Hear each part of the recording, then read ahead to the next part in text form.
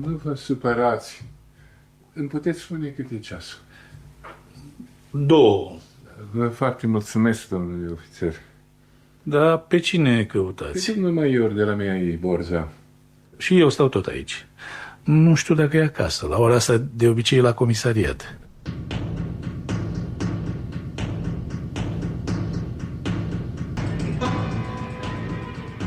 Am întâlnire cu dumnealui. Păi atunci... Vine din partea familiei. Mai bine zis, pentru dumnealui, domnul major, sunt o parte a familiei. Sunt partea cea mai prețioasă. Copilărie. Vă să zic că îl cunoașteți bine. Da. De-aia ați aflat adresa, că de-abia s-a mutat aici. De altfel și eu îl cunosc bine. Am lucrat împreună. E un om solid, de încredere, un vechi luptător. Un element excepțional. Bună ziua! Bună ziua! Bună ziua!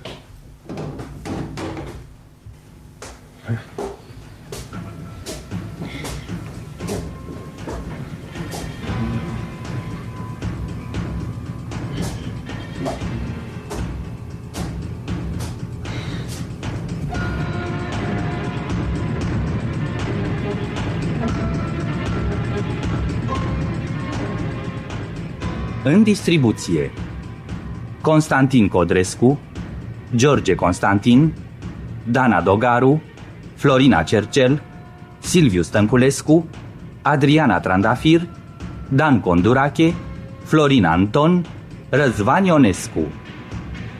Regia artistică: Titel Constantinescu.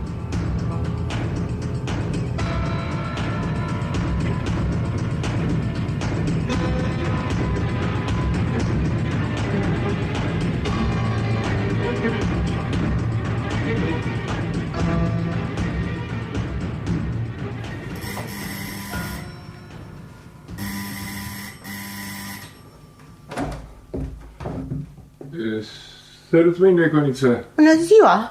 Sper că n-am venit nici prea devreme, nici prea târziu. Mi-am zis 2:05 și e tocmai ora potrivită. E la masă. Va aștepta pe la 2:15 Atunci aștept. Poftiți în salon. E mai răcoare. Apartament boieresc. Cunosc. De-abia s-a mutat. Da, cel dinainte, din Calea Rahovei, era prea departe de serviciu. Nu făcea de el. Major la MEAI și tot cu misiuni importante. N-avea pian, n-avea radio. Cunosc. Iar pe el îl cunosc de când era atâtică. Am să-i spun că ați venit. Luați loc. Mulțumesc.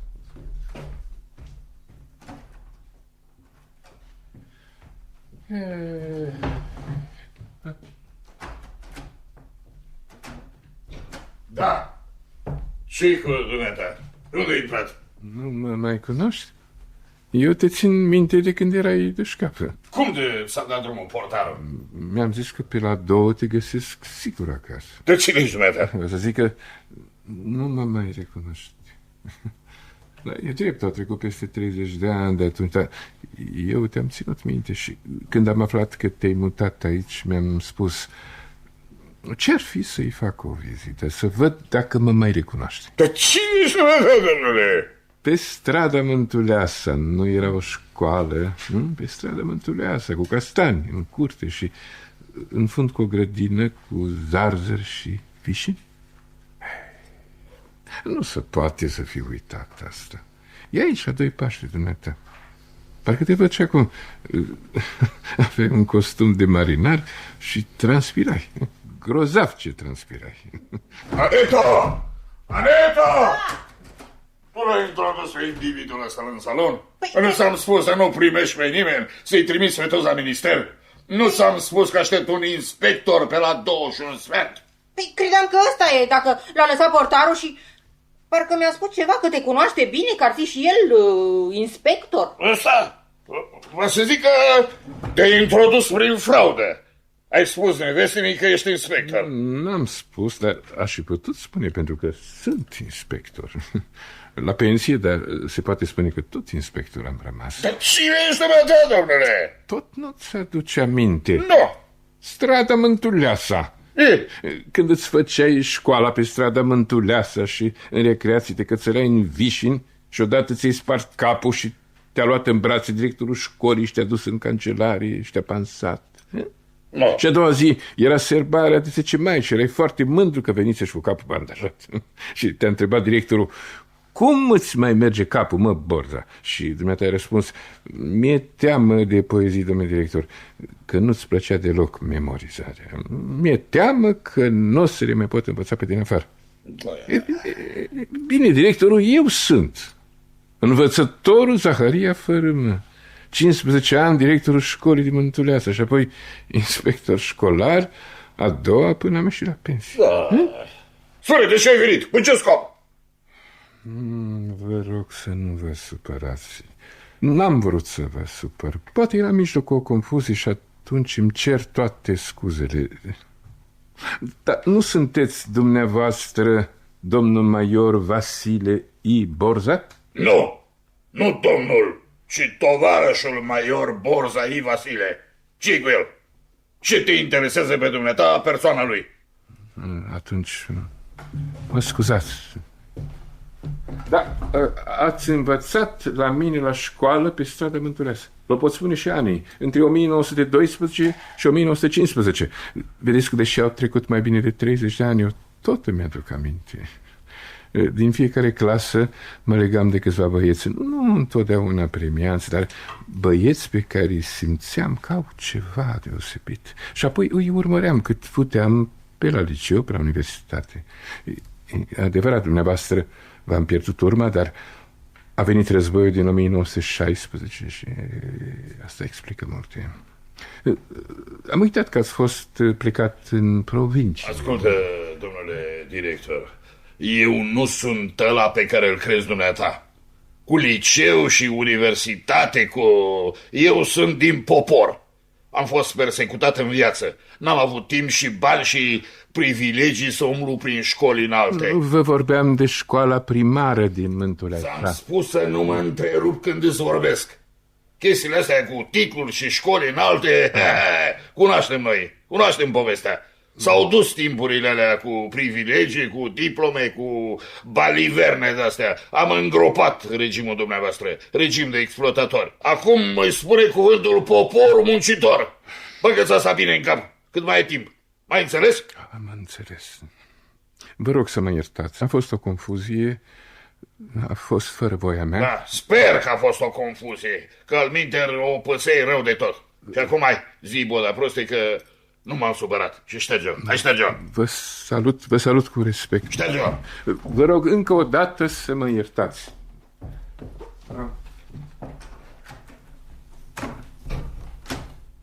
Ai auzit? Dumitrescu, ai auzit? Am auzit. Eram dincolo. Deci ce zici de drăcoverina asta, Dumitrescu? Cam suspect. Mi se pare cam suspect. E așa mi se pare și mie. Pretinde că m-a confundat. Poți să-l crezi? Păi, chestia asta cu confuzia mi se pare cu ciudăcoața albă. Să fie doi Borza I. Vasile și cam de aceeași vârstă și în același oraș. Nu vine să cred. Nu, asta știe ceva. Asta urmărește ceva. Îți cunoștea adresa, deși de-abia te-ai mutat. Îl arestezi. Nu, stai. Nu te pripi. Dacă urmărește ceva, e mai bine să-l urmărim noi întâi, nu? În fond, poate chestia e mai complicată. Eu știu, poate că nu te confundă și de-aia urmărește ceva. Poate că știe cine ești. O fi având și el dreptate, nu? Eu știu. O-i fi învățat la el la școală pe strada Mântuleasa. Fi serios, domnule. Deve știe toată lumea că sunt din popor, că n-am mers la școală. Borza, nu e nicio rușine că ai făcut școala primară pe strada Mântuleasa.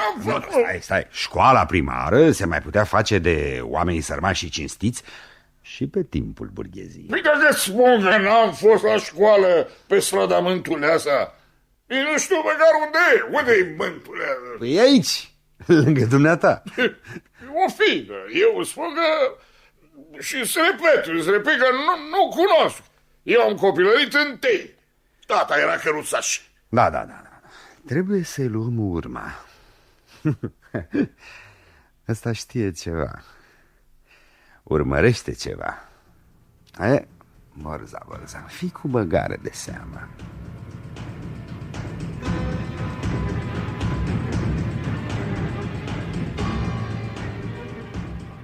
Dumneata ești Fărâmă Zaharie, a fost director al școlii primare numărul 17 din strada Mântuleasa? Da, am fost și inspector școlar, clasa de văd. Vii cu noi pentru niște informații. Nu-ți fie frică, nu o să stai mult. Poftim! Hai.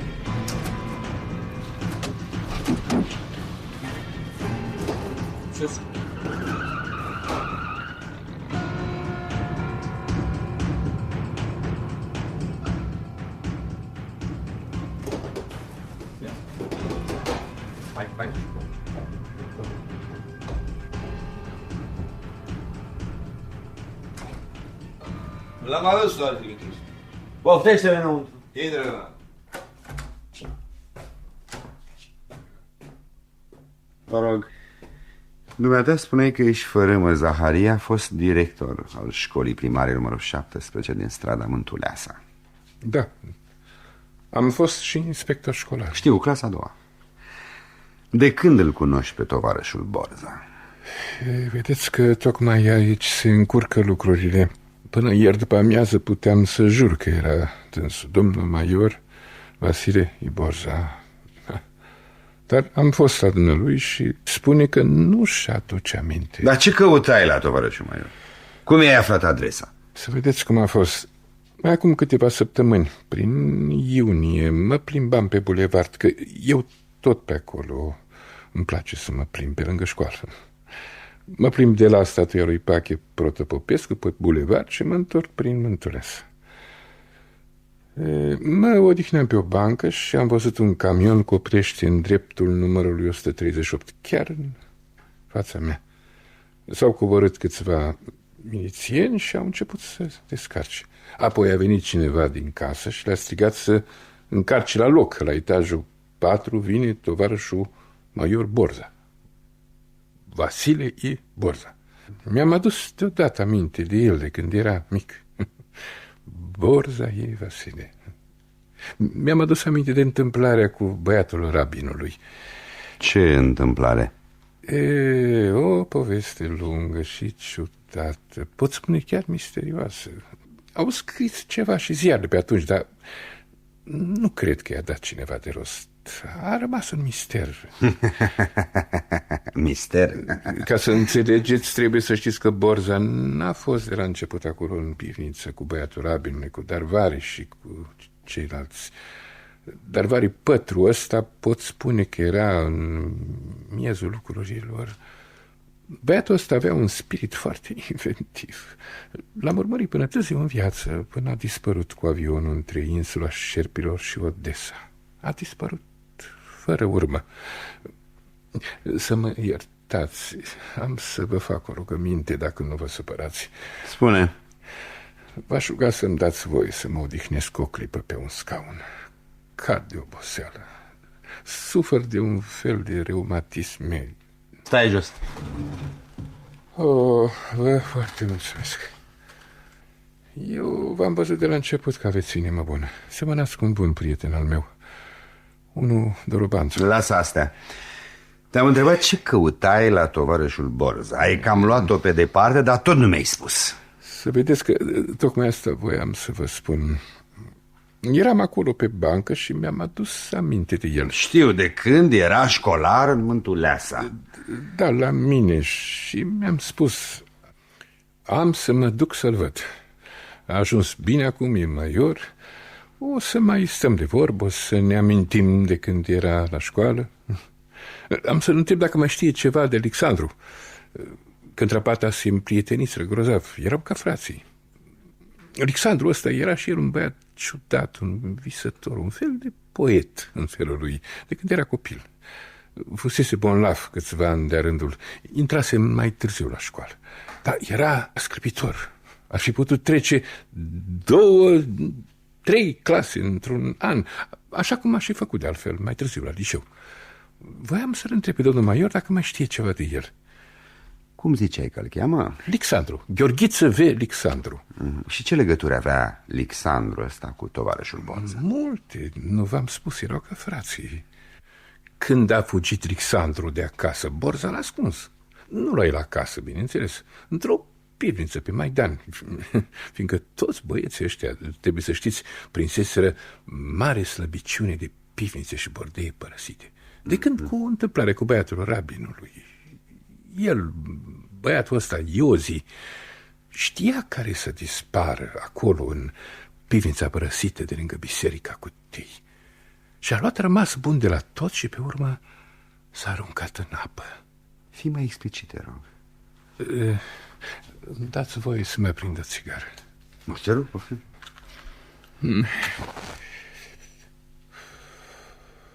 A fost mare fumător în viața mea, dar acum pot spune că m-am lăsat de fumat. Doar din când în când câte o țigară. Mi-o răsuce singur. Dumneavoastră probabil nu fumați. Nu. Aveți toată dreptatea. Am auzit că tutunul provoacă și cancer. Hei? E o poveste lungă.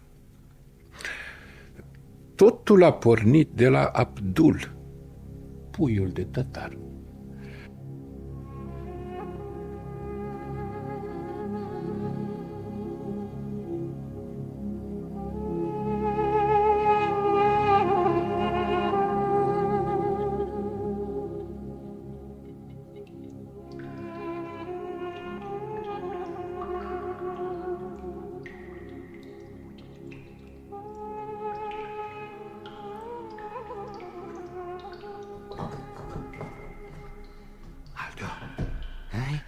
Ce zici? Asta să fie pivnița? Vorbește, că doar pe tine te-a învățat Abdul semnele. Abdul, puiul de tătar. Am auzit și eu despre minunile care le făcea pe acolo, pe la el, pe la Techirghiol, cu niște muște în mâini. Sunteți sigur că nu ne-a văzut nimeni? Întreabă-l pe Iozi, el a coborât ultimul. Iozi! Iozi! Ce zici, Iozi? Unde ești? Aici încercam apa cu bățul. Ce zici? Ne-a văzut cineva intrând? Bine, lasă. Spune, Aldo, ce știi de la tătarul ăla? Hai, spune mai întâi cum făcea Abdul vrăjitoria cu muștele. Știe și pătrul lui, am mai povestit odată. Tu ai fost de față, nu? Hai, spune. Păi am văzut și eu odată. Abdul intra din casă în casă și întreba: aveți muște? Eu pot să le gonesc și nu mai vine una timp de o săptămână. Dați o băncuță și facem târgul. Și le strângea cu traista lui din piele pe care o ținea la piept. Da, mai întâi se așeza pe podea, uite așa, turcește. Și începea să murmură niște cuvinte neînțelese pe limba lui. Muștele se adunau roi negru deasupra capului, ca un ghem, și țuști în traista la tătar.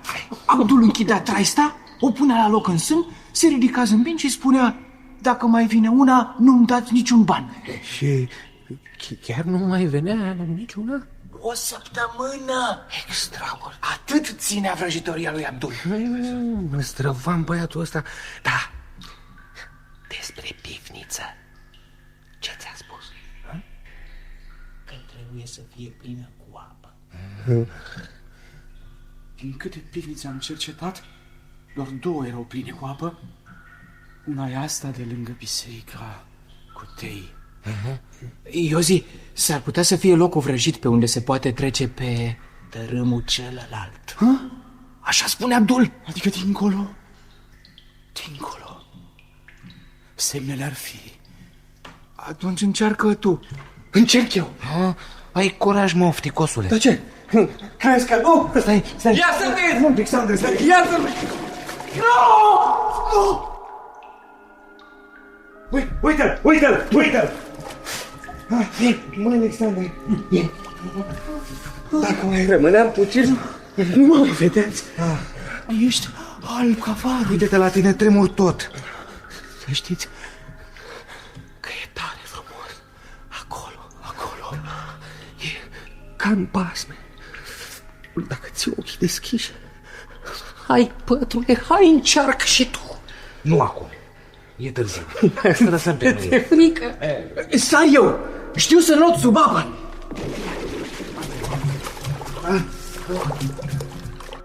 Era ca o lumină mare de tot, ca o peșteră de diamant, luminată de parcă ardeau mii de făcălii în ea. Mă, băieți, e o minune! O lumină mare de tot, o peșteră de diamant. Luminată de parcă ardeau mii de făcălii în ea. Aici trebuie să fie locul vrăjit pe care îl căutăm. Pe aici să ajungem pe terenul celălalt.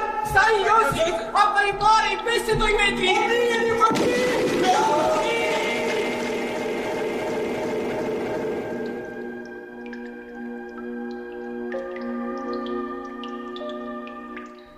Băiatul rabinului a dispărut fără urme, parcă l-ar fi nițit pământul. A treia zi de la întâmplare, Alexandru a venit la mine cu Borza, deși Borza nu fusese de față. Apoi au început cercetările. Comisia arheologică a intervenit și când au lărgit aria săpăturilor, s-au găsit urme de cetate medievală, dar de băiatul rabinului nici urmă. Când au intrat nemții, au făcut acolo un depozit de muniție, iar în retragere l-au aruncat în aer. Acum sunt numai case noi. Și zici că era și Borza acolo? Venise cu Alexandru. Bine, destul pentru astăzi.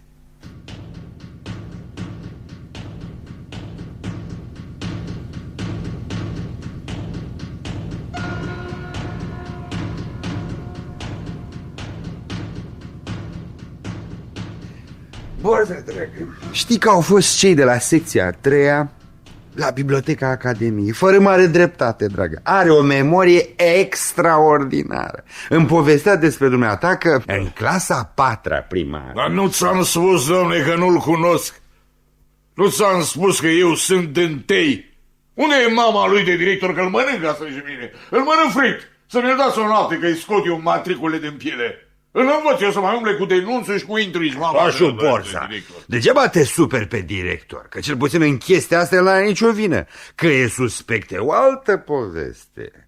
Și când om descoperi ce urmărea, o să spunem și o să te bucuri. Dar în chestia asta a dumitare cu școala Mântuleasa, el n-are nicio vină. Dumneata te găsești înmatriculat la școala Mântuleasa între 1913 și 1916 și nu te găsești înmatriculat la nicio școală dintâi.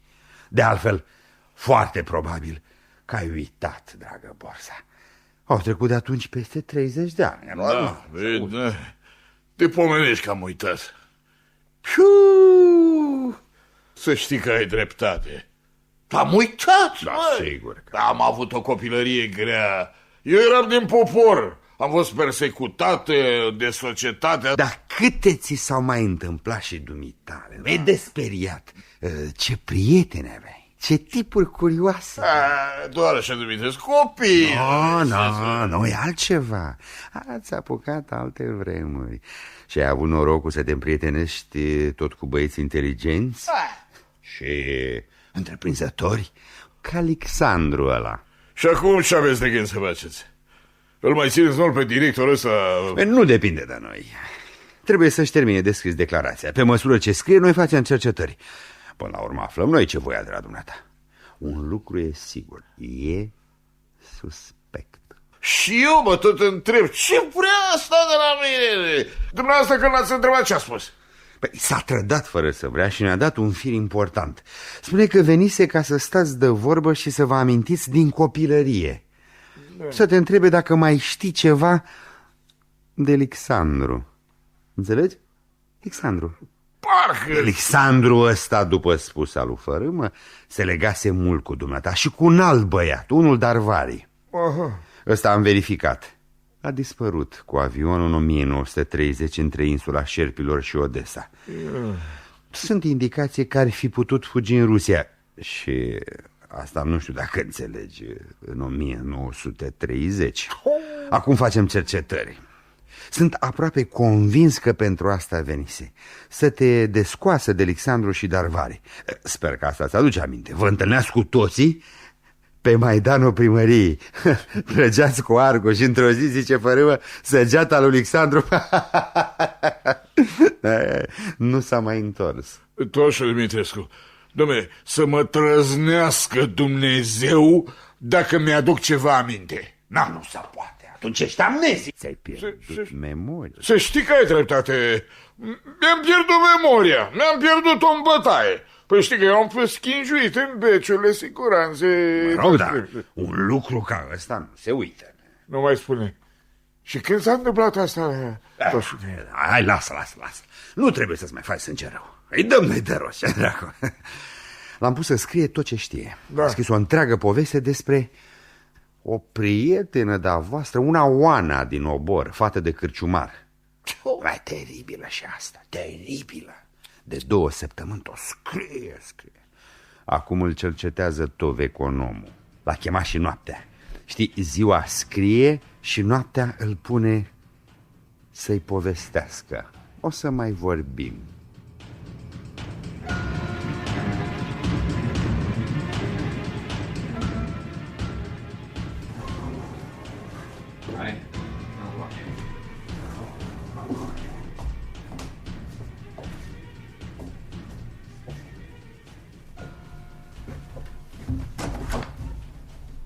Intră.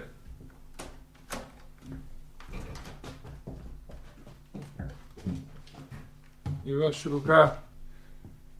ruga să-mi dați voie să mă așez o clipă. Sufăr de un fel de reumatisme. Ia loc. Da. Și zici că era frumoasă, Oana? Ca o statuie. Că o statuie, dacă e bine făcută, nu te supără, oricât ar fi de mare. Așa era și Oana. Avea 2,40 metri. Dacă ar fi umblat numai goală, poate nici nu s-ar fi observat că era din care afară de mare și voinică. Dar când o vedeai îmbrăcată, te cam speria. Părea o fată de uriaș. Îmi dați voi să prind o țigară. Poftește. Vă foarte mulțumesc.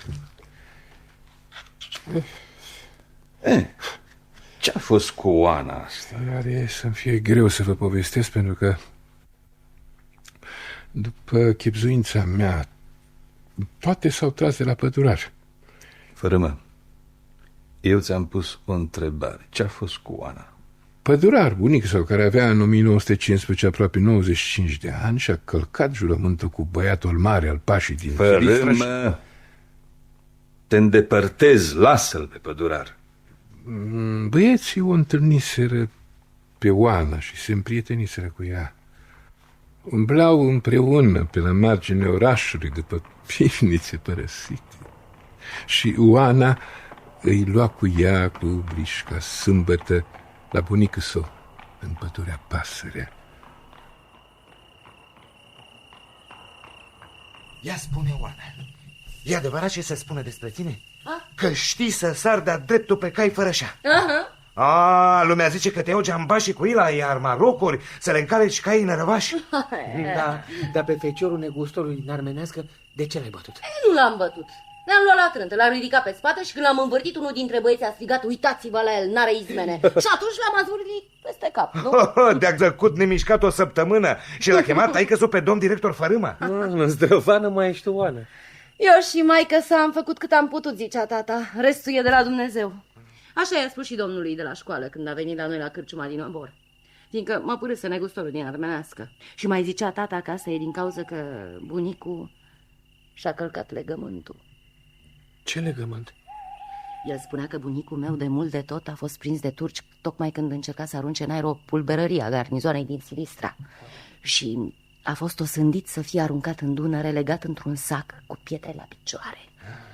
Și că l-a scăpat băiatul pașei din Silistra, îl chema Selim. Selim? Și-ar fi ajuns și el om mare dacă nu și-ar fi călcat pădurarul jurământul. Și Selim l-a blestemat. Necurată treabă. Dacă l-am pune pe pădurar, Să ne spună el cum a fost. Hai mai bine și ne-am culca. Acum își rânjește luna și ne sperie somnul.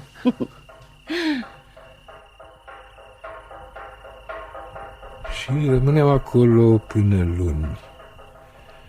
Oanii îi plăcea de ei, că erau toți băieți cu imaginație, căci imaginație avea și ea și încă destulă, deși, cum o să vedeți, o avea în felul ei. S-au întâmplat multe acolo în nopțile în pădurea de la Pasărea.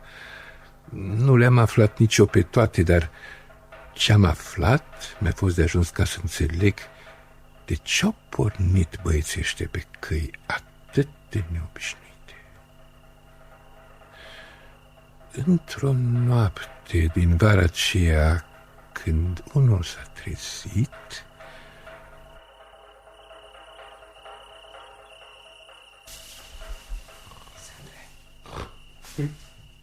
Ce măcar ești? Eu, Alexandre, mi-e sete. Am fost după donița cu apă, dar mi s-a făcut frică. Mi s-a părut că văd o arătare mai încolo de casa pădurarului. Bine, culcă-te. Alexandre, hai și tu. E luna plină și se vede până departe. Stai mă și te știi culcă, gata. Bar suntem numai noi. Da. Oana nu-i. Ce spui? Nu e. Poate i s-o fi făcut și sete, mă. I s-o fi făcut, dar eu n-am văzut-o. Hai mai bine să ne strecurăm afară. Nu mai scapă omul de tine. Hai.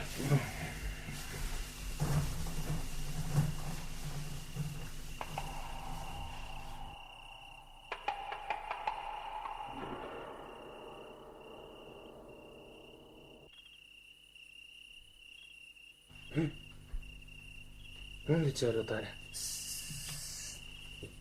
Ea privește la marginea luminișului. Nu văd nimic. Pleacă de la ochi. Tot degeaba. Bine, hai să ne apropiem. Ți-e frică? Ție ți-e frică, că de-aia vezi năluci.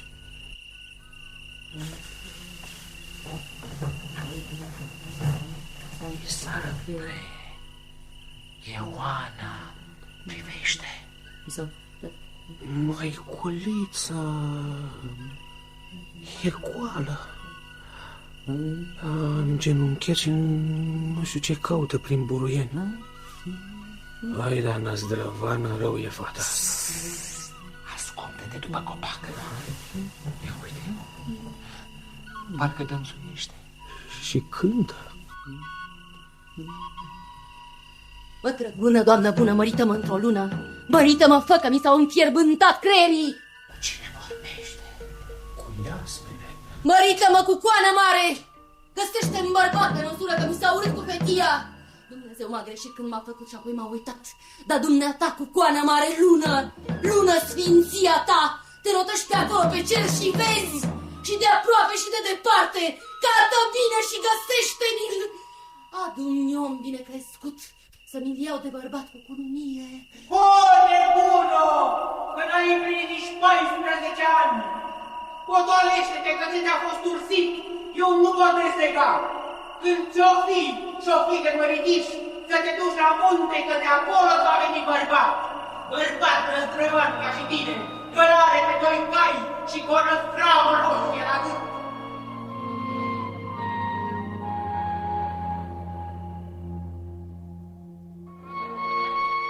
De atunci, oanii nu i-a mai fost gândul decât la munte.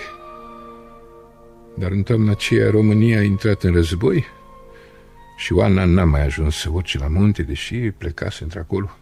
Luase și băieții cu ea.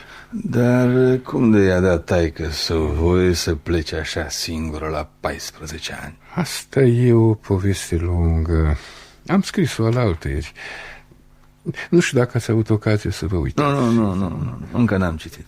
A lăsat-o să plece fănică Tunsu, pentru că în anul acela venise din nou doftorul la pădurar. Doftorul și mai cum? Cum îl chema pe numele adevărat, n-a știut-o decât pădurarul, pentru că îl cunoștea de copil. oamenii îi spuneau Doftorul, pentru că se pricepea la fel de leacuri și tot umbla prin țări străine îndepărtate. Cunoștea multe limbi, nenumărate științe și vindeca oamenii și vitele cu leacuri simple, băbești. Dar marea lui slăbiciune era scamatoria.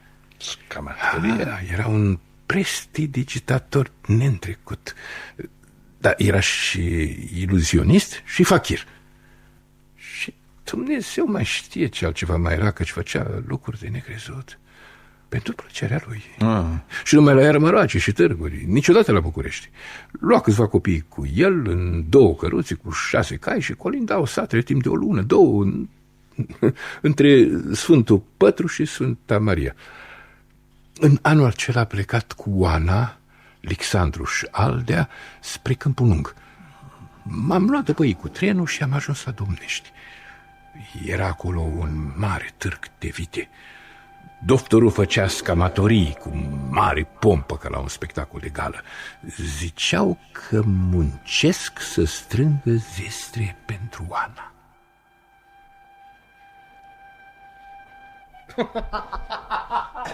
Nemaipomenit Doftorul ăsta al nostru. Păi să faci dintr-o cutiuță de farmacie o ladă de 2 metri și să-i bagi în ea pe toți gură cască ăștia? Ce gură cască, Alexandre, că erau ditai oamenii. Primarul, șeful de post, era și popa. Ladă la Oana, că doar ei a dat să o țină cât poate mai sus. Și când s-a făcut lada, iar cutie, a aruncat-o ca pe un bob de mazăre. Mare iluzionist.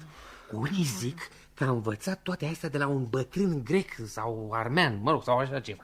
Atunci a pierdut-o și pe Caliopi, cu care trebuia să se însoare, fiindcă grecoaica nu l-a așteptat și s-a dus după un armator. Eu nu înțeleg ce are însurătoarea cu scamatoriile Doftorului. Păi se spune că atunci când era tânăr și de însurat, maică sa ținea morții să-l însoare cu o grecoaică de ei, că și ea era grecoaică din Smirna. Acolo l-a cunoscut pe scamatorul, care l-a învățat șmecheriile astea. Ia spune-ne și nouă ce știi. Păi, era în seara logodnei Doftorului cu grecoaica lui și comandaseră șampanie Veuve Clicquot. Când ciocneau cu toții, bătrânul, înzestrat cu puteri neobișnuite, l-a întrebat pe Doftor. Da, dumitale, de ce ți-au dat șampanie roze? Într-adevăr, el avea în pahar șampanie de altă culoare. Și cei de față au izbucnit în râs spunând că e o glumă de-a fachirului. Cum ai făcut, domnule? Îl întreba atunci Doftorul. E o poveste lungă, i-a răspuns fachirul, și cere multă bătaie de cap și învățătură, iar dumneata, mâine, poimine, te însori, nu o să mai ai timp de altceva decât să-ți dezmiezi nevasta. Ba nu, s-a auzit atunci vocea hotărâtă a doctorului, întâi o să mă înveț să fac scamatoriile astea și pe urmă mă însor. Și uite așa, nu s-a mai însurat și a început să ia lecții de la bătrân. Și acesta era uimit de repeziciunea cu care învăța Doftorul toate trucurile de iluzionist. Și Caliopi s-a plictisit de așteptare. De unde știi tu toate astea? Ei, le-a povestit Doftorul la nunta lui Dragomir Calonfirez.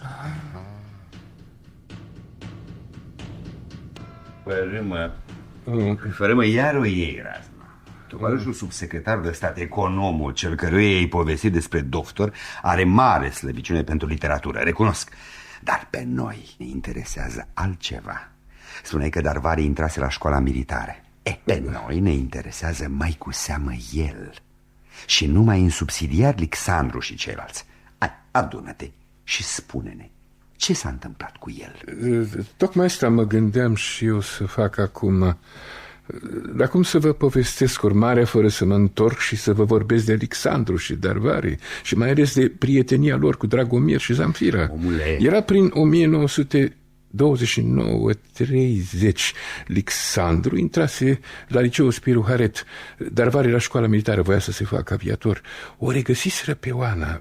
Veneau în fiecare sâmbătă la cârciuma lui Fănică Tunsu din Obor. Ți-am spus că pe noi ne interesează mai întâi cazul Darvari. Las-o acum pe Oana. Despre el voiam să vă povestesc. Era și el nelipsit de la cârciuma lui Fănică Tunsu, mai ales de când se apucase să-l învețe Alexandru Ebraica. Ebraica? Ce legătură are una cu alta? Dar Var era la școala militară. Cine voi avea să știe ebraica? Nu avea, dar... Cum să vă spun, e o poveste lungă. Acolo, în cârciuma de la Obor. Ascultă, pătrule, trebuie să vii cu mine să-l căutăm pe Iozi. Fiindcă, să știi tu, Iozi n-a murit.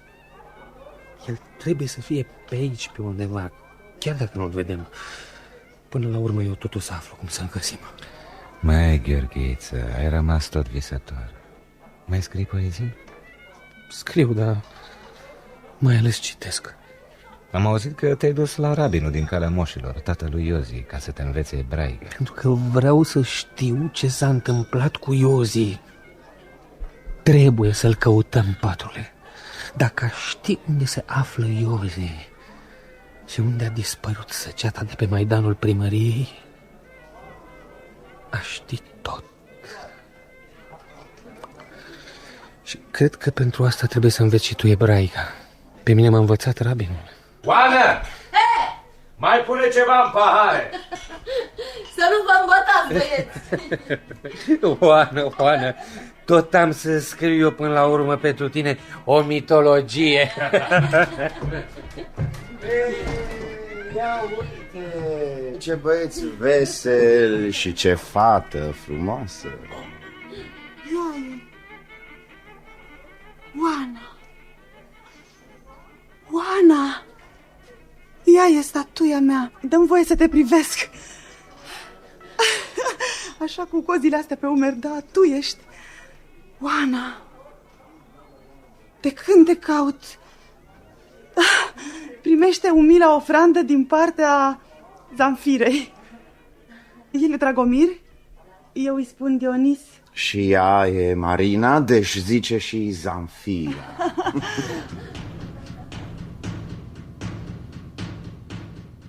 Ascultă, te-am lăsat să vorbești ca să văd până unde crezi dumneata că poți întinde coarda fără să se rupă. Dumneata urmăresc ceva tot îndrugându-ne verzi și uscate. Crezi că dacă ne poți duce așa cu vorba, ai să scapi mai ușor. Ți-am spus să te mărginești la Darvari. Dar tocmai despre el vroiam să vă povestesc. Pentru că toate i s-au tras din noaptea aceea când a întâlnit-o pe Zamfira. Era neasemăi de frumoasă și Darvari a încremenit cu ochii la ea și s-a îndrăgostit pe loc. Parcă l-ar fi vrășit. Cine sunteți? Și mai ales ce poftiți? Mă cheamă Dragomir și am venit să beau la cârciuma asta. Iar dumneai, frumoasa Marina, deci zice și Zafira, a venit să-și vadă modelul. E sculptorii. Și am auzit de Oana. În zilele noastre oamenii se întorc, nu mai știu să vadă. Oana, tu ești Venera. Voi sculpta din trupul tău nașterea Venerei. Și oamenii au să înceapă să învețe să vadă. Numai tu ești vrednică de model pentru zeiță. Ne pare rău, dar acum când e 3 dimineața și se coboară Dumnezeu pe pământ, ne place să petrecem singuri. Alexandre, eu zic să-i lăsăm, că poate au și ei semnele lor. Uite, vezi, dumnealui e bun și ne primește să petrecem și noi în cârciuma dumneavoastră. Cum te cheamă, tinere? Darvari, Pătru Darvari. Ești așa de frumoasă, Zamfira. Eu zic să vă vedeți de drum, da? Dacă ești pus pe vrăjmașie, nu-mi pasă, că pe voi toți vă pot birui. Doar de model mi-e frică. Ar trebui să trag revolverul și cine știe unde o să nimeresc. Iese scandal. Mie nu mi-e frică de bronz, boierule. Pe mine nu mă ating de plumb. Dar nu de plumb e vorba. Revolverul ăsta are 5 pocnitori cu 5 feluri de cerneală. Ia priviți, l-am primit chiar acum de la Londra pentru dueluri în saloane. Ascultă, cum ai zis că te cheamă? Lasă, Alexandre. Sunteți toți oaspeții mei. După 3 dimineațe, când, cum zice Alexandru, se coboară Dumnezeu pe pământ, sunteți oaspeții mei. Ziceți lăutarilor! Hai, puneți vin în pahare!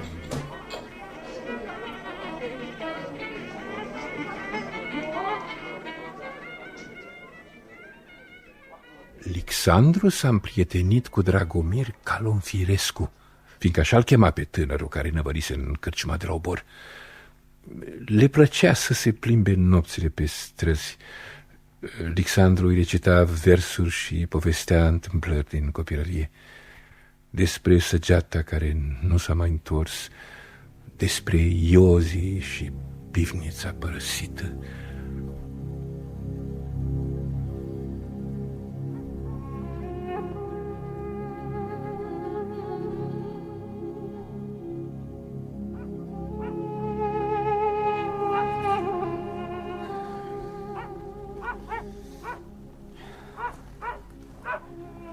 În copilăria mea, eu n-am avut norocul să mi se întâmple asemenea lucruri ciudate. Tot ce a fost straniu și extraordinar în viața mea s-a întâmplat înainte de a mă naște eu și mult timp după ce nu mai eram copil. Mi-aduc aminte totuși ceva. La 8 ani am avut scarlatină și am fost internat în spital. Mi se aduceau tot felul de cărți cu povești și aventuri. Nu pot uita o poveste a lui Carmen Silva pe care n-am apucat să o sfârșesc pentru că am ieșit din spital și toate cărțile au fost arse. Mi-amintesc amănunte stinghere despre o fată nespus de frumoasă care umbla pe un elefant alb, despre un templu vechi în India. Ani de zile m-am luptat cu ispita de a căuta cartea aceea și a sfârși povestea. Acum sunt sigur că nu voi afla niciodată cine era acea fată frumoasă. E cea mai prețioasă amintire a mea din copilărie.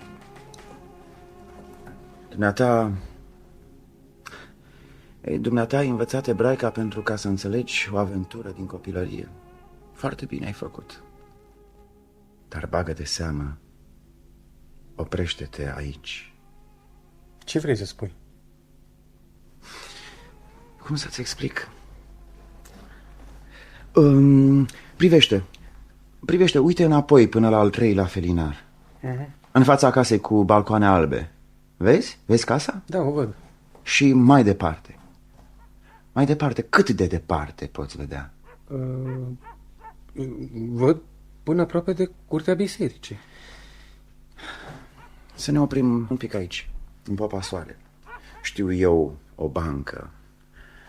Am timp să fumez și o țigare. Eu nu înțeleg. Mă porți pe străzile astea în miez de noapte? Hai să înțelegi. Toate locurile astea au fost cândva ale noastre. Erau pământurile lui Iorgu Calonfir. Iar acum, în afară de casele care le știi, nu ne-a mai rămas nimic.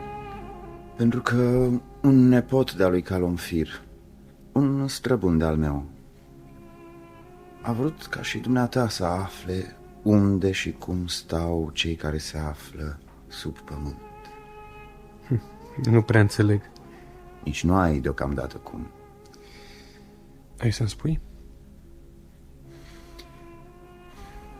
Poate.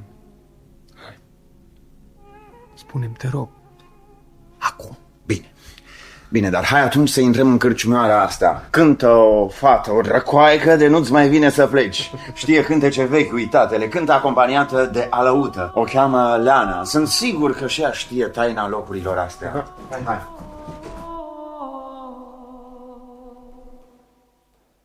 Să-ți povestesc așadar viața străbunului meu, Iorgu Calonfir. Totul a început de la prea frumoasa Arghira. El, Iorgu, era bărbatul Arghirei, frumoasă de-i se dusese vestea până peste Dunăre la turci. A rămas de pomină. Aproape un veac după moartea ei, au tot cântat-o lăutarii. Și nu era numai frumoasă, dar lucru rar pe vremea ei, pe la 1700, îi plăcea teatrul și poezia. Să vezi? Era învățată. Știa grecește, italiana, spaniola, franceza, dar avea un mare defect. Era mioapă tare, aproape că nu vedea. Tată său, vornicul, și mai apoi bărbatul său, Iorgu Calonfir, au cheltuit o avere cu doctorii, aducându-i de la Stambul sau din Apus. În casele lor, undeva între bulevardul Pache, Protopopescu și Popa Soare, erau totdeauna doctori și meșteri de lentile. Unii veniseră cu micul lor atelier cu tot. Încercau fel de sticle și lentile. Poate de la ei a auzit Iorgu întâia oară de legendele și credințele în legătură cu cristalele și pietrele scumpe ce stau vrăjite sub pământ și nu pot fi găsite decât cu mare trudă și numai de anumiți oameni. Poate că la început gândul ăsta de a cunoaște lumea de sub pământ i l-a născocit lui Iorgu iubirea pentru Arghira, dar mai târziu dorința asta a ajuns să-l stăpânească pătimaș. Își construise un fel de laborator într-una din pivnițe și tot căuta. Între timp însă Arghira își recăpătase vederea. Bine, dar ce s-a ales de patima lui Calonfir pentru tainele de sub pământ? S-a închis în pivniță. A poruncit să-i se facă o ușă de fier cu un lacăt. Ceea ce făcea acolo n-a știut nimeni niciodată. Și a murit acolo? Nu. Într-o zi a început să izvorească apă acolo în pivniță și Iorgu a ieșit înspăimântat. Înnebunise? Cred că da.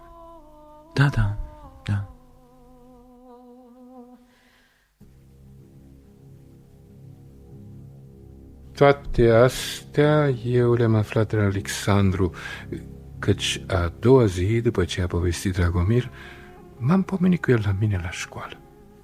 Vă rog să-mi dați voie să mă cobor în pivniță, pentru că nu știu dacă știți, dar locul pe care s-a clădit școala era tot al boierului Calonfir. Locurile astea au fost ale lui Mântuleasa Alexandre. Știu, dar mă bate gândul că pe undeva pe strada asta, poate chiar aici, pe locul școlii, au rămas semne.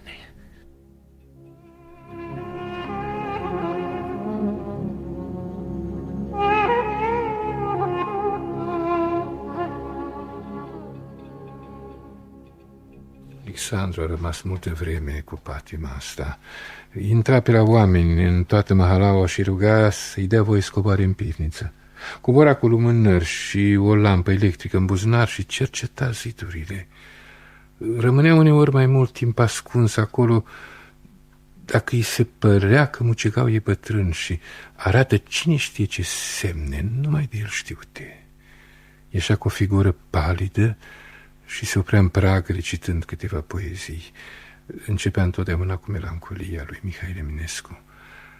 Îl zăream uneori pe sub zarzări în floare. Când aveam timp, îl strigam din cancelare și stam cu el de vorbă în stradă. Tot nu te lași, Alexandre. Dacă ați ști ce știu eu, domnule director, n-ați mai râde. Eu am aflat multe tot iscodindu-l pe Dragomir și simt că semnele sunt pe aici, pe undeva între bulevardul Popa Soare și Calea Moșilor. Dacă aș avea 1 miliard, aș cumpăra toate casele astea și le-aș dărâma. V-ați cruci și dumneavoastră și istoricii și arheologii de tot ce aș găsi eu pe aici, pe sub pământ, pe sub trotuarele astea. Așezări omenești cu mult mai bătrâne decât bănuiesc dumneavoastră. Nu că m-ar interesa, eu nu asta caut, dar v-ar interesa pe dumneavoastră, pe toți, să aflați câte taine zac ascunse pe sub pământ, pe sub pietrele și casele astea. Bine, măi, Alexandre, tu ești acum băiat mare, cu știință de carte, nu mai ești un copil. Cum îți închipui tu că ai să-l găsești pe Iozie? Cum poți tu crede una ca asta? Îmi pare rău, domnule director, că dumneavoastră mă credeți ori puțin smintit, ori rămas la mintea copiilor. Dar eu știu foarte bine că Iozi trăiește. Dar nu aici. Și nici sub pământ, sub picioarele noastre. Dar semnele de care vă vorbeam trebuie căutate întâi sub pământ. Ce fel de semne, mai Alexandre? Vedeți, asta nu vă pot spune. Ca să înțelegeți semnele, trebuie mai întâi să le cunoașteți. Ascultați-o pe Leana la cârciumă. Fata asta știe o mare taină. Ea știe semnele. Ascultați-o. Ascultați-o când cântă, mai ales un anumit cântec, că-l cântă în fiecare noapte. Și o să ghiciți. Poate.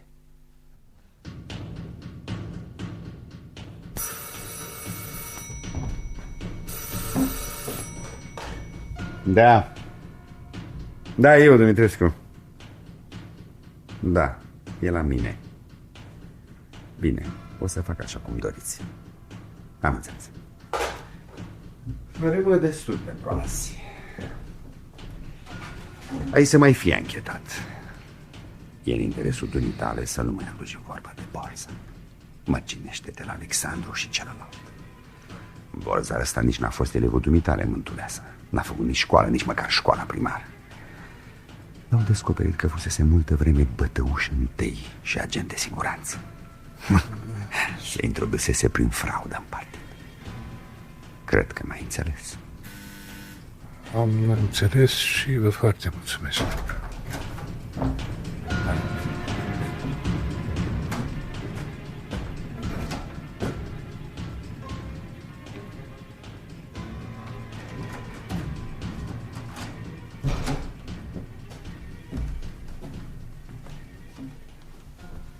Dumneata ești Zaharia Fărâmă? Fost director al școlii primare numărul 17 din strada Mântuleasa? Da, am fost și inspector școlar. Bine, hai, vino cu mine. Să știi că sunt și eu scriitor și mă interesează mult amintirile dumitale. Hai, nu mai tremura așa, o să fie frică. Ai intrat frigul în mine. Hai, să poți să te încălzești. Azi faci o vizită importantă.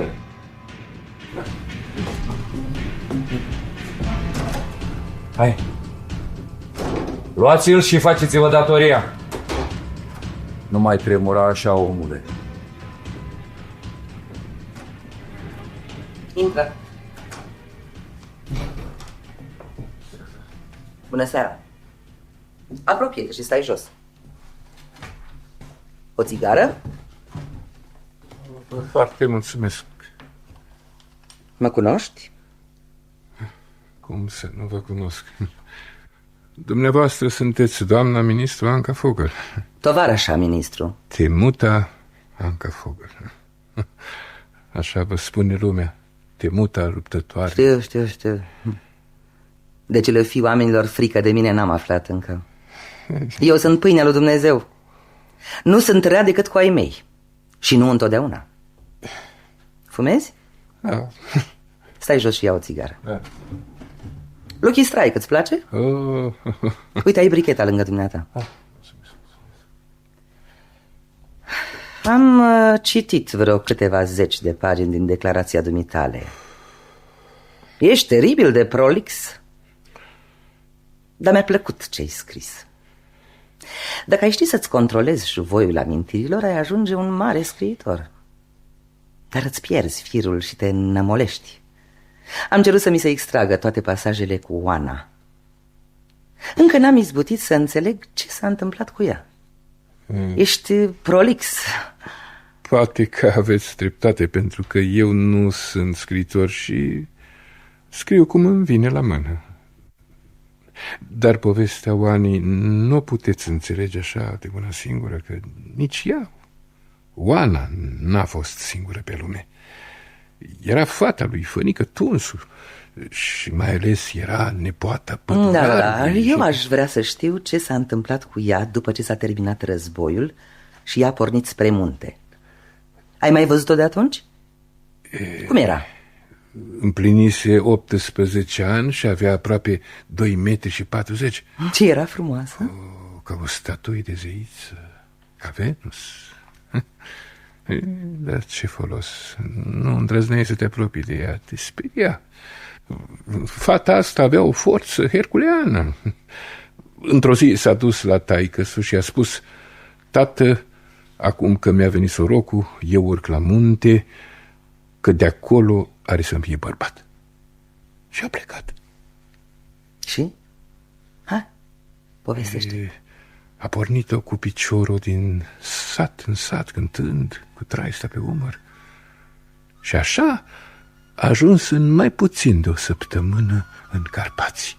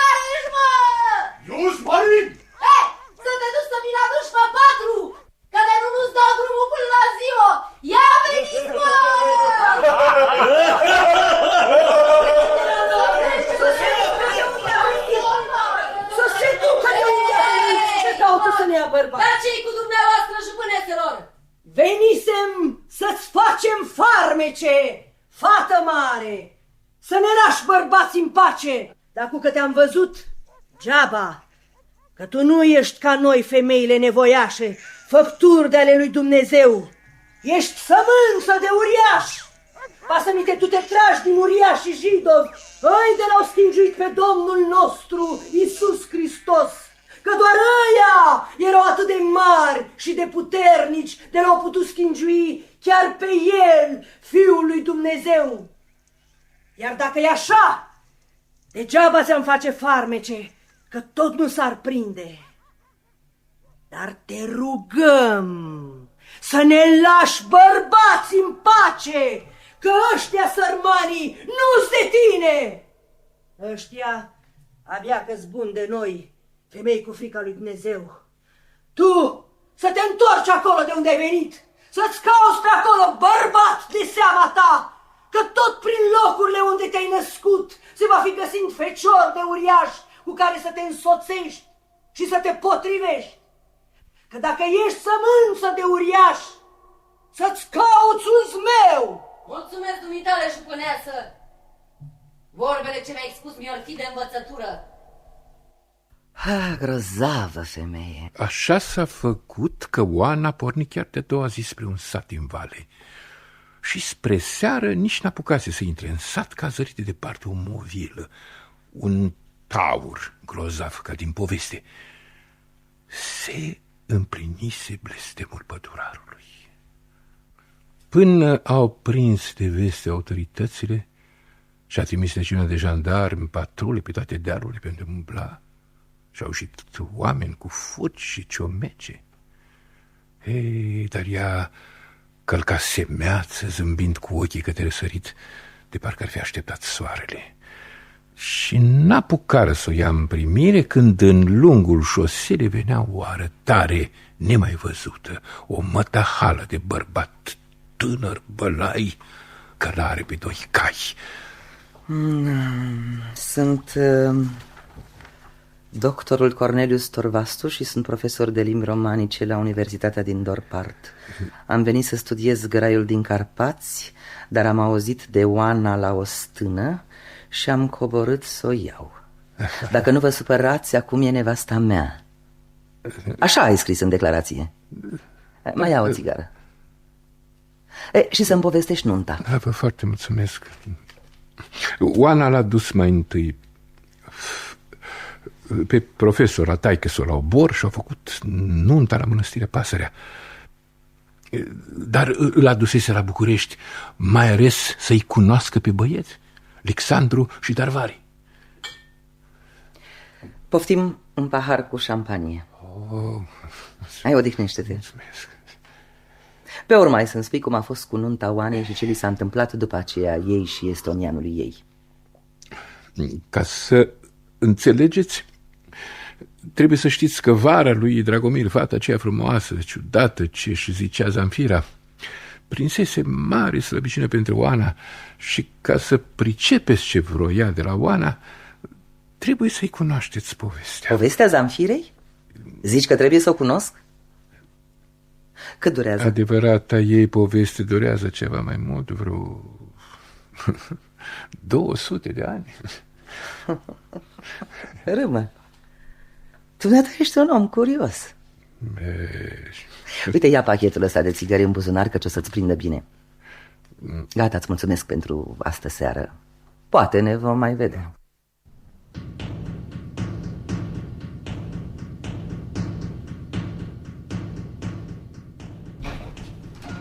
Fărâmă, s-ar spune că îți vreau binele, de aceea pierd atâta vreme cu lumea. Poate ai înțeles că povestele dumitale au trecut prin multe mâini și le-au citit chiar oameni de mare răspundere.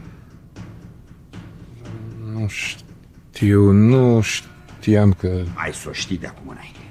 Dar vreau să-ți atrag atenția că în ceea ce mă privește, pentru mine, valoarea literară a declarațiilor dumitale n-are nicio importanță. Pe mine mă interesează exclusiv mersul anchetei și tocmai de asta vreau să-ți vorbesc acum.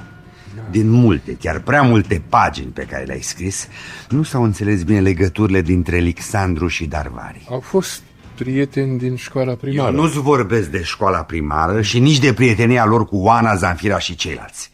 Eu îți vorbesc de legătura lor în 1930, când Darvari a dispărut cu avionul în Rusia. Erau și atunci prieteni. Asta nu reiese clar din declarațiile dumitale. Te contrazici. Mă întreb dacă te contrazici pentru că nu-ți mai amintești sau pentru că vrei să ascunzi ceva. Dacă într-adevăr vrei să ascunzi ceva, tot ce-ți pot spune este că-ți faci iluzii. Și ar fi păcat de bătrânețele dumitale să-ți mai faci iluzii. Am înțeles și vă foarte mulțumesc. Nu încerc să ascund nimic, dar știu la ce faceți aluzie. Când lucrurile nu sunt povestite așa cum trebuie, uneori par confuze și unele amănunte par că ar contrazice întregul. Ca să mă exprim ca la școală, am să fiu cât se poate de atent de aici înainte. E în interesul dumitale. Apropo, Darvari n-a ajuns niciodată în Rusia, să știi. Și nici avionul cu care fugise el n-a fost găsit, deși s-au făcut cercetări îndelungi de către ruși și de către ei noștri. Cred că ai înțeles ce înseamnă asta.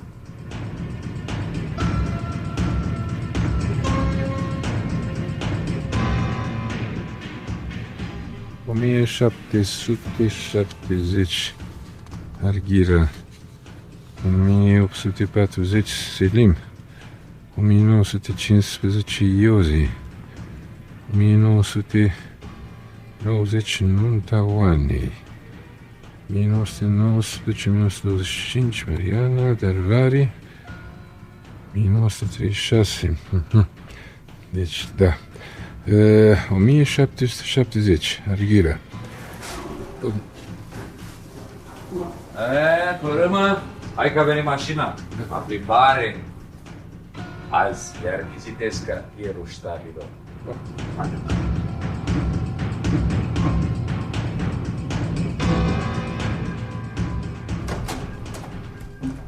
Bună seara, fărâmă. Te-am chemat aici acasă pentru că la minister am prea puțin timp să te ascult. Stai jos. Hai, bea un pahar cu șampanie să te mai încălzești. Văd că tremuri. Foarte mulțumesc. Adormisem și visam.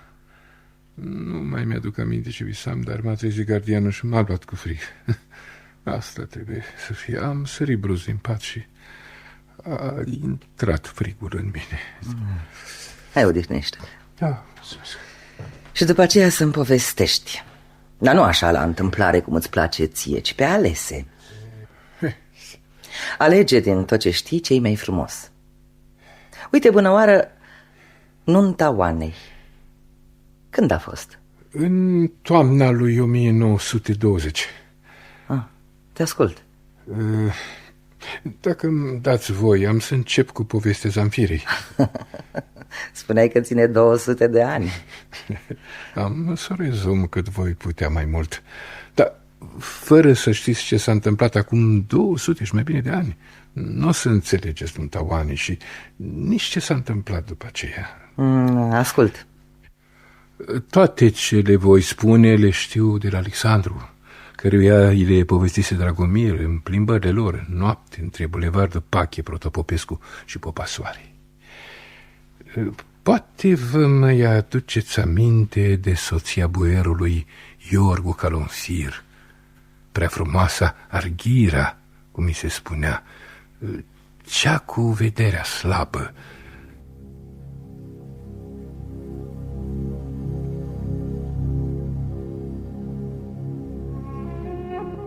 Vezi tu? Zamfira, sculptorița. Marina, pe numele ei adevărat. E vara mea. Pe atunci se spunea că mi-a fost ursită de nevastă, căci altfel s-ar fi stins neamul Calonfirilor, fiindcă ea, Marina, ar fi fost strănepoata Zamfirei. Zamfira asta e cea care îi redase vederea Arghirei. I s-a mai spus și Sfânta. Și mai spuneai că n-ai avut noroc să ți se întâmple lucruri ciudate, Dragomire. Tot ce a fost straniu în viața mea s-a întâmplat înainte de a mă naște eu. Hai cu mine și am să-ți explic. Nu e decât miezul nopții.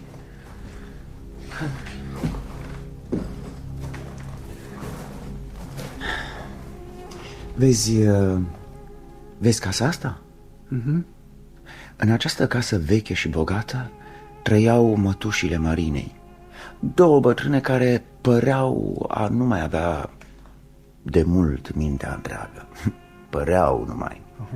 Și tot aici locuise prea frumoasa Arghira, cea cu vedere slabă. Da. Îi plăceau cărțile și pentru că nu le putea citi, le lua între degete, le mângâia, le apropia de obraz ca să le poată descifra titlurile.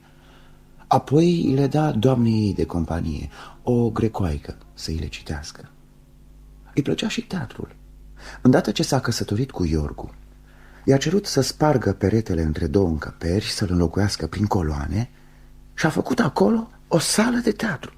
Bine, pentru cine doar era mioapă? Se mulțumea să-și îmbrace prietenele și copiii prietenelor în costume croite după fantezia ei și îi punea să joace.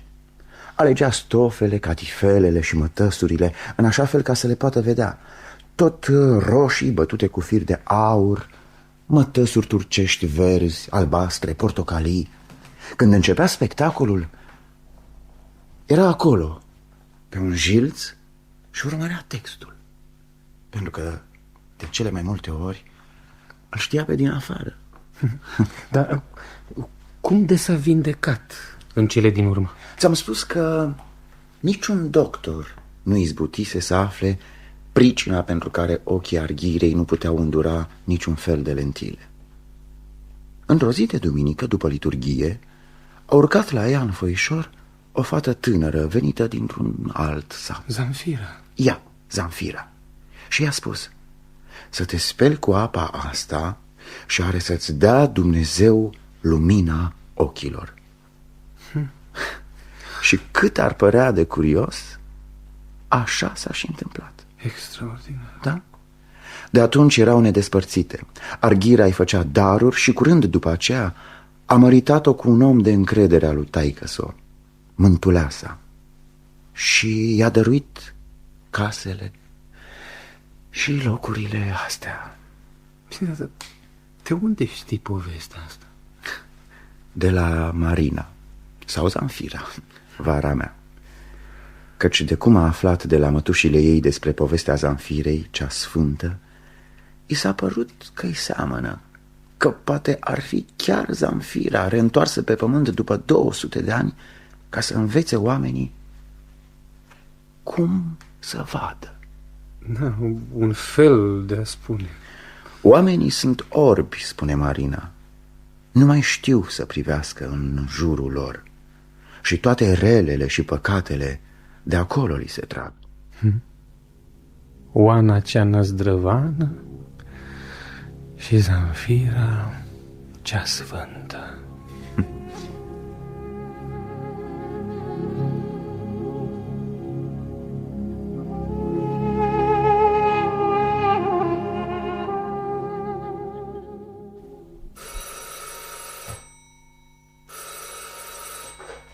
Da? Da. Понимаю. Да. Да, понимаю. Хорошо. Очень хорошо.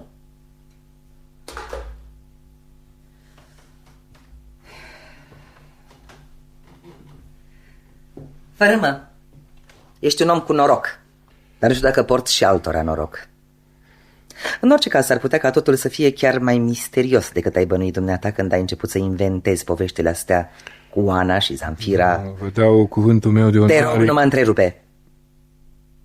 Că ai inventat sau nu tot ce scrii și povestești, mi-e cu totul indiferent. Dar se pune o mică problemă psihologică. De ce inventezi dumneata lumea pe măsură ce o povestești? O faci numai de frică, sperând că așa ai putea scăpa mai ușor? Dar atunci nu înțeleg de ce ți-e frică. Nu înțeleg primejdia de care vrei să scapi.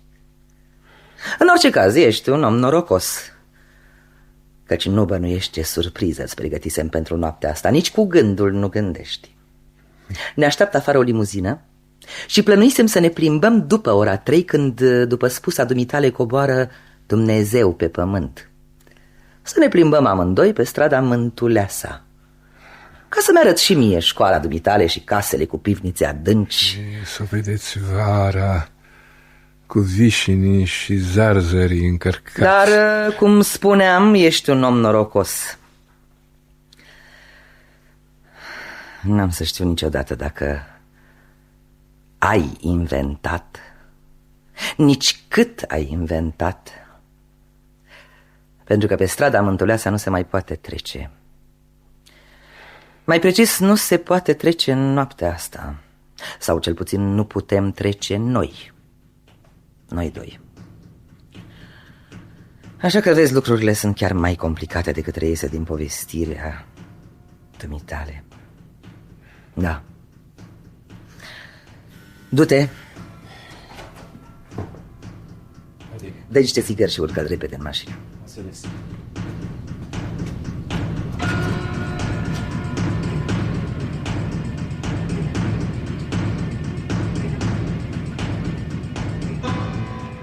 Am vrea să știm dacă tovarășa Fogel v-a vorbit ceva despre econom.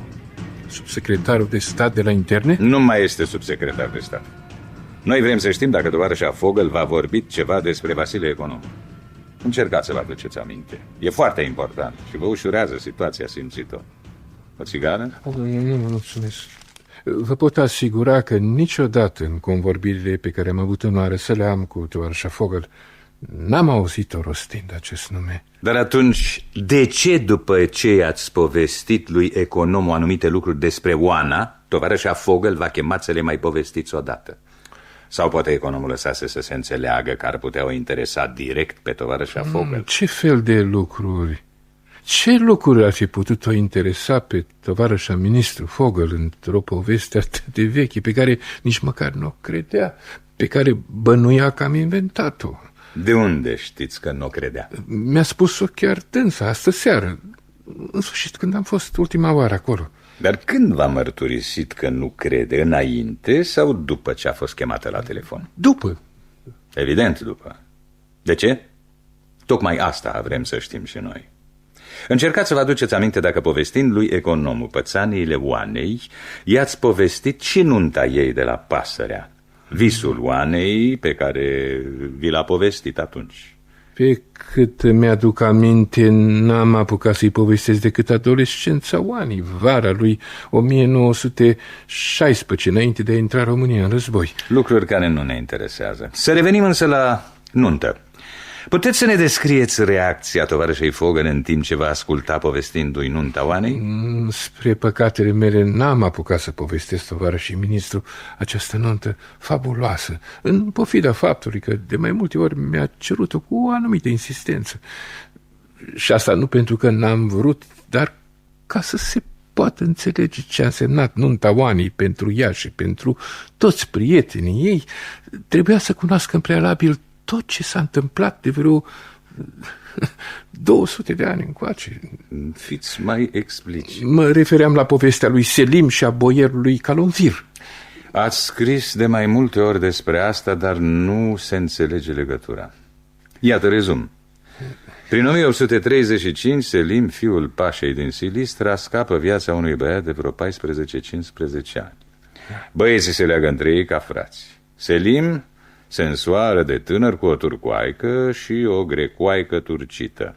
Dar descoperă foarte curând că prietenul lui îl înșală cu amândouă nevestele și îl blesteamă. Prietenul își schimbă numele în Tunsu, fuge în Ardeal și de acolo în Muntenia. Asta se întâmpla în 1848. Tunsu iubea femeile și avea mare căutare la ele, dar se temea de însurătoare. Așa a dus-o până la 1170, când împlinise 50 de ani. Atunci se însoară cu o văduvă cu 3 copii. Nu văd nicio legătură cu nunta Oanei. Și totuși legătură este, pentru că îl trădase prietenul cel mai bun, omul care îi scăpase viața. Selim l-a blestemat ca neam de neamul lui să le fugă nevestele, iar fetele lor să se împreuneze cu dobitoacele. Așa s-a și întâmplat. Tunsu s-a însurat, iar după ce l-a avut pe fănică, nevasta i-a fugit cu un argat. Iar de atunci a trăit singurătate într-o pădure pe lângă mănăstirea Pasărea. Băiatul lui fănică ajunge cărciumar în obor, se însoară și are pe Oana, dar îi fuge și lui nevasta. Oamenii spun că a fugit după ce a văzut cât de năpraznic crește Oana și a aflat de blestemul lui Selim. Iar Oana, săraca de ea, deși era cu minte și nu știa de rele, și-a împlinit și ea blestemul. Știți povestea? Foarte probabil e o poveste pe care au scornit oamenii de la munte sau poate soțiile lor. Dar am dorit să ne relatați reacțiile tovarășei Fogel. Ce a spus? Ce comentarii a făcut? A exclamat de mai multe ori: grozavă femeie. Să trecem la alt punct.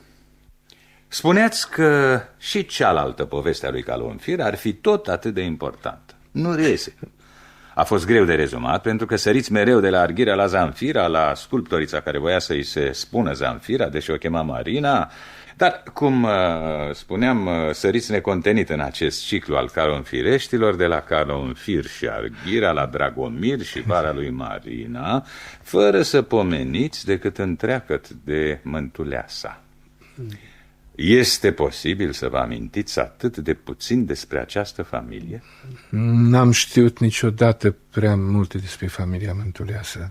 Vedeți, pentru mine numai școala conta și ce era în jurul ei, casele, grădinile. Aș vrea să vă mai întreb ceva.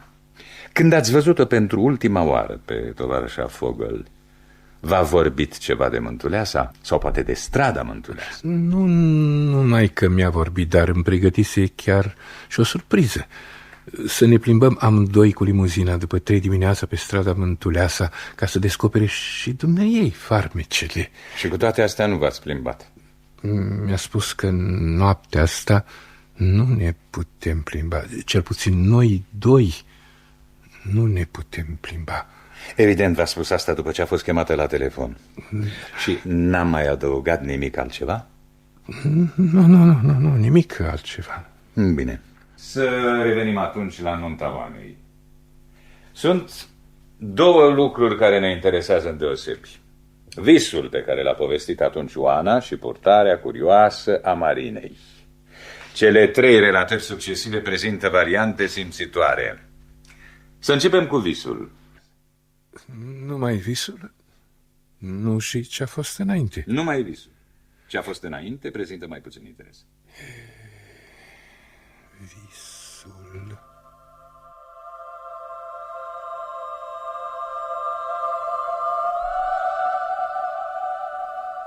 Se făcea că notam în Dunăre, dar notam în susul apei, până ce după nu știu câtă vreme am ajuns la izvor, la izvorul Dunării. Și acolo m-am pomenit deodată că pătrund sub pământ și ajung în peștera fără sfârșit, sclipitoare, cu pereți bătuți în pietre scumpe și luminată, luminată de mii de lumânări. Și un preot care era acolo lângă mine a șoptit: "E Paștele, de aceea au aprins atâtea lumânări." Dar eu am auzit în acea clipă un glas din nevăzut: "Pe aici nu e Paște, pentru că pe tărâmul ăsta suntem încă în Vechiul Testament." Și am simțit o mare bucurie, privind toate lumânările și luminile alea și pietrele alea scumpe, și îmi spuneam: m-am învrednicit și eu să înțeleg cât de sfânt e Vechiul Testament, cât de mult a iubit Dumnezeu oamenii aceia care au trăit în vremea Vechiului Testament. Și atunci m-am deșteptat. Ți s-au arătat și ție semnele. Ți s-au arătat în vis. Asta e peștera de sub apă pe care am văzut-o și eu de mult. Acolo trăiește și acum Iosi. Dacă nu te-ai fi deșteptat, l-ai fi întâlnit. Și poate ți-ar fi spus și pentru noi cum să mai găsim a doua oară trecătoare.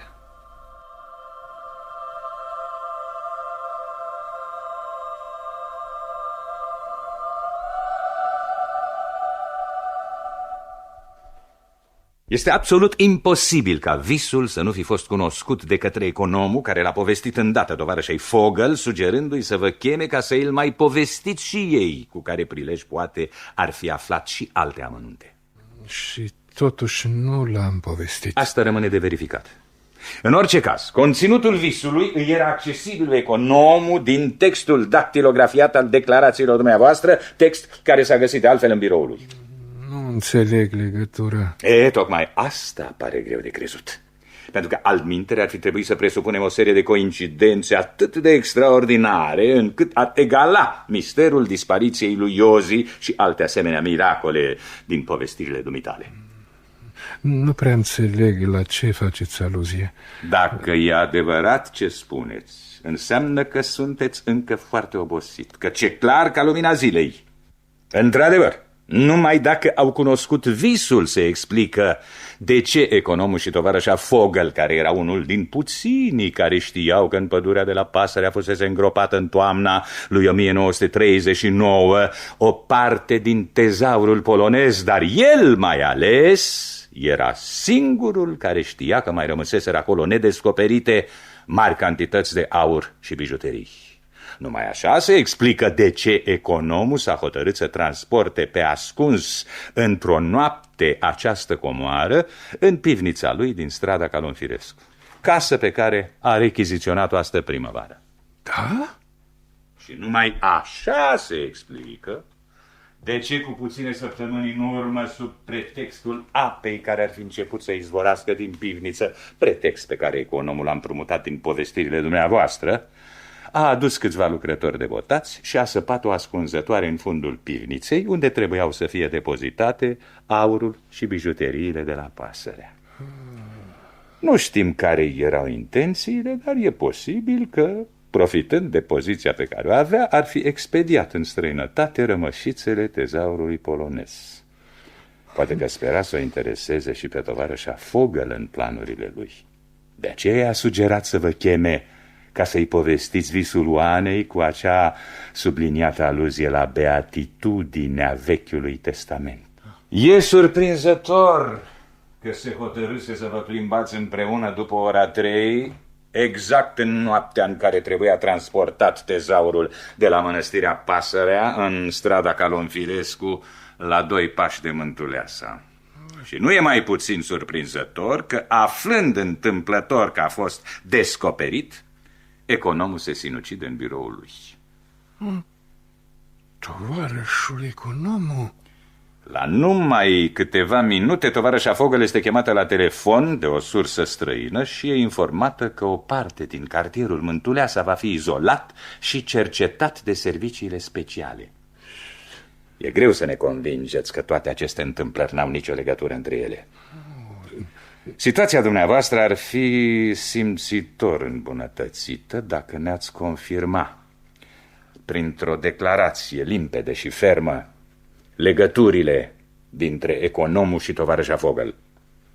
Și toate astea s-au întâmplat adineauri, acum câteva ceasuri. Nu, toate astea s-au întâmplat acum 3 zile. Dar pentru că ați fost adus aici într-o stare de mare slăbiciune, de totală epuizare, doctorul v-a făcut o injecție și de atunci ați dormit într-una. Dar să nu fiți neliniștit, ați fost tot timpul acesta alimentat artificial. Dacă regimul s-ar mai fi prelungit o săptămână, ați fi câștigat cel puțin 2 kilograme. Probabil.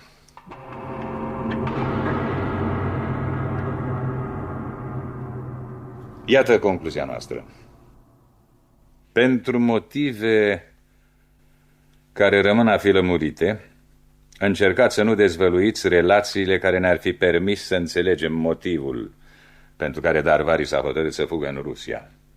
Am numit asta complexul 1. A doua concluzie e că, iarăși, din motive care rămân a fi precizate, nu voiați să dezvăluiți faptul că Alexandru, curând după fuga lui Darvari în Rusia, prin 1931-32, a hotărât și el să dispară, schimbându-și identitatea, adică numele, meseria și probabil și înfățișarea. După 1932, Alexandru nu mai apare nicăieri unde fusese cunoscut sub acest nume. La Casa de Depuneri, la Biblioteca Academiei Române, la Asociația de Șah, ca să nu mai vorbim de restaurantele și grădinile de vară pe care le frecventa. Avem dovezi că n-a murit. Nici n-a părăsit țara definitiv. Nu e exclus să fi plecat și să se fi întors sub alt nume. Nu prea apăreți convins de reconstituirea complexului 2. Nu-mi dau seama, vă rog să mă credeți. Parcă aș visa. Parcă se face un gol și nu mai înțeleg nimic. Care este complexul 2? Da, mi-aduc aminte de observație, tovarășii ministru. Tovarășa Vogel nu mai e ministru.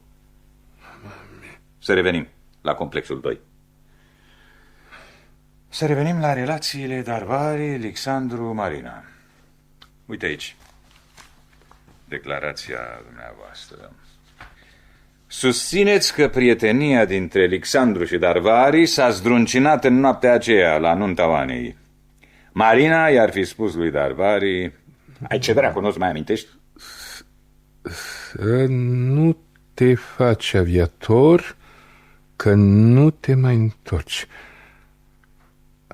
Așa i-a spus Marina lui Darvari. Să nu te faci aviator, că nu te mai întorci. Nu mi-e frică de moarte. Nu-ți vorbesc de moarte, îți spun doar că nu te mai întorci. Ca săgeata lui Lisandru. Azi e nunta Oanei. Azi s-au împlinit toate câte au fost ursite și ar fi păcat să ispitim pe Dumnezeu cu alte taine. Nu, Alexandre, nu, poate și Marina știe ceva. Poate că și ea în felul ei știe semnele.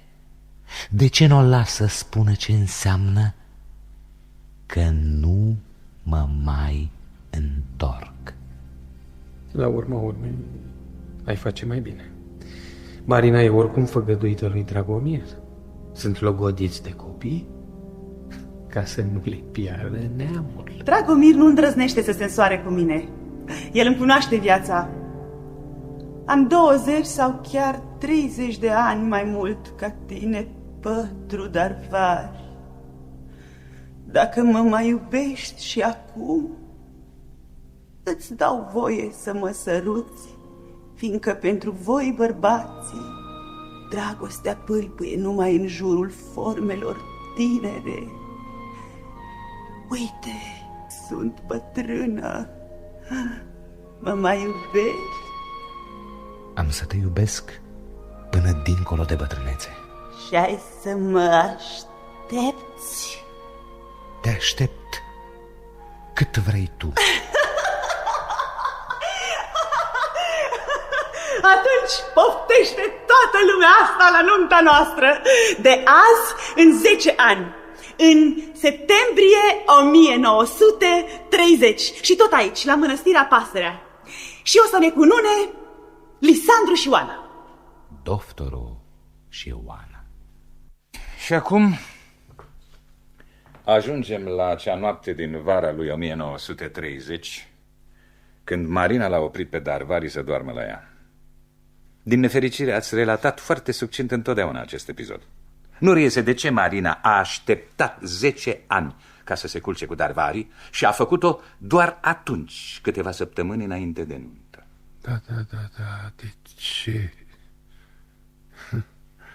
Era îmbrăcată ca niciodată, cu o extraordinară, deși discretă, eleganță și arăta poate mai tânără decât o cunoscuse el cu 11 ani în urmă. Avea obrazul unui copil. Exact. E textul dumneavoastră din 20 august. Și pe urmă nu se prea înțelege. Tinerii au petrecut noaptea împreună, dar spre dimineață, când Darvari s-a plecat spre iubita lui să o sărute, a văzut cu groază că Marina era o femeie bătrână.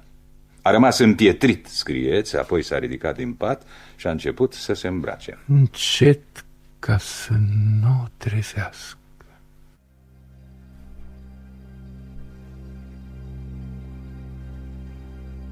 Știu ce ai de gând să faci, dar să nu faci banal ca ceilalți.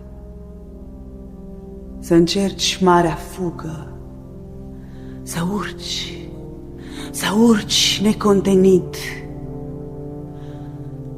Am să-ți dau un talisman și ai să întâlnești la un moment dat săgeata lui Alexandru.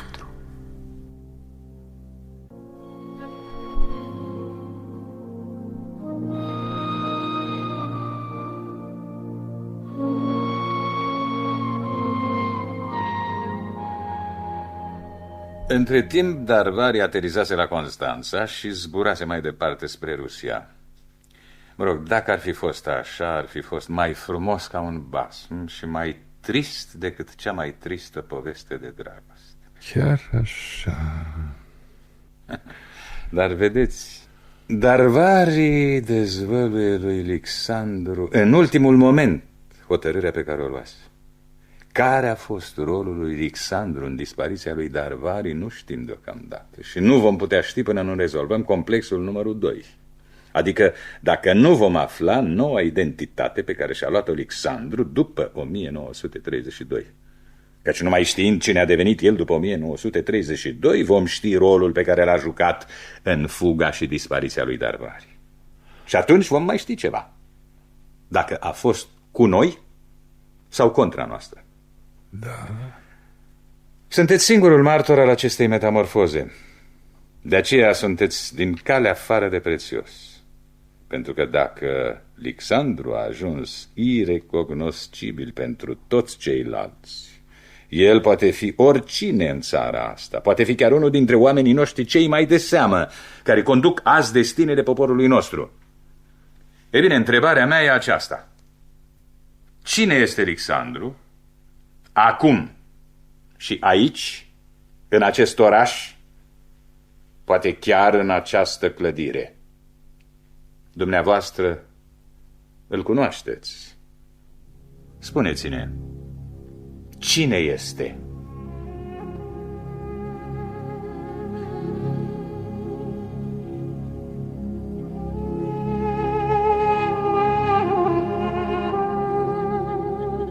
Alexandre! Care ești, mă? Sunt Iosi! Haidem să căutăm peștera! Peștera de diamant! Tărâmul de dincolo!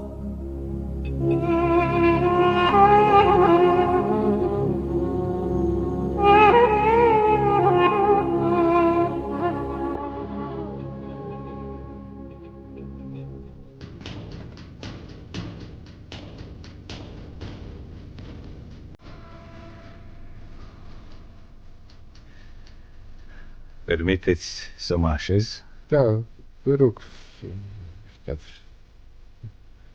Probabil ați piscin. E atât de cald.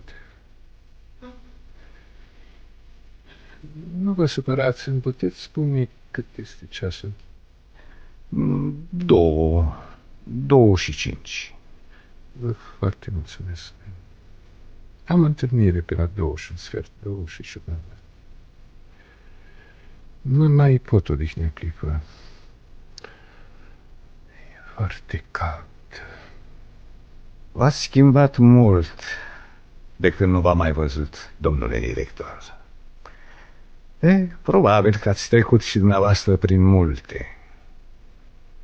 Abia dacă v-am recunoscut. Nu vă mai aduceți aminte de mine. V-am fost elev la școala Mântuleasa acum mulți, foarte mulți ani. N-aveți cum să vă mai amintiți de mine. Eu sunt Borza. Borza I. Vasile. Borza?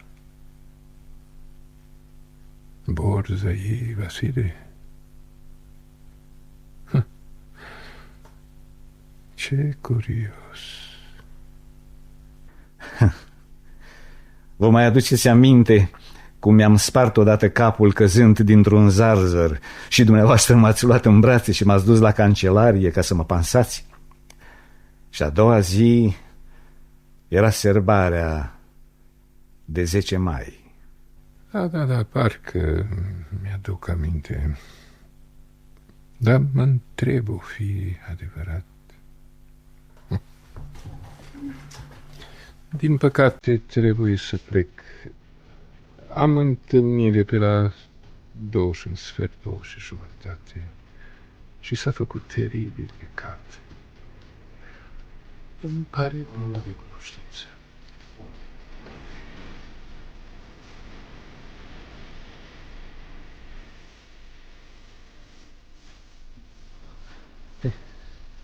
Ai aflat ceva? Nu. S-a făcut că nu mă recunoaște. Nici nu era greu. Am repetat câteva fraze învățate pe de rost. Probabil că nu l-am convins. Sau poate a aflat între timp că Borza nu mai trăiește și i-am devenit de la început suspect. Și cu toate astea trebuie să-i recăpătăm încrederea. A fost acolo la Anca în noaptea când s-au întâmplat toate. A fost anchetat de numărul 1 și de numărul 3. Știe o sumă de lucruri. E singurul care le știe. Trebuie să mai încercăm o dată. Încearcă tu, Alexandre.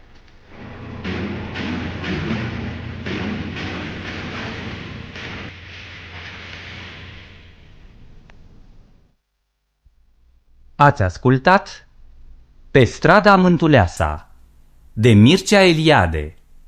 Dramatizare radiofonică de Doina Pap. Distribuția a fost următoarea: Fărâmă, Constantin Codrescu; Borza, George Constantin; Oana, Dana Dogaru; Anca Fogel, Florina Cercel. Superiorul, Silviu Stănculescu. Dumitrescu, Dan Condurache. Zamfira, Adriana Trandafir. Dragomir, Florin Anton. Lixandru, Răzvan Ionescu. Darvari, Mihai din Vale. Iozi, Mircea Constantinescu. Aldea, Mihai Bisericanu. Economul, Nicolae Pomoje. În alte roluri: Anda Caropol, Rodica Sanda Țuțuianu, Ion Punea, Ion Chelaru, Ion Siminie, Gheorghe Pufulete. Asistența tehnică: Laura Mureșan, Ioana Teodorescu și Iuliana Grumeza. Regia de studio: Mihai Barta. Regia muzicală: George Marcu. Regia tehnică: inginer Luiza Mateescu. Regia artistică: Titel Constantinescu.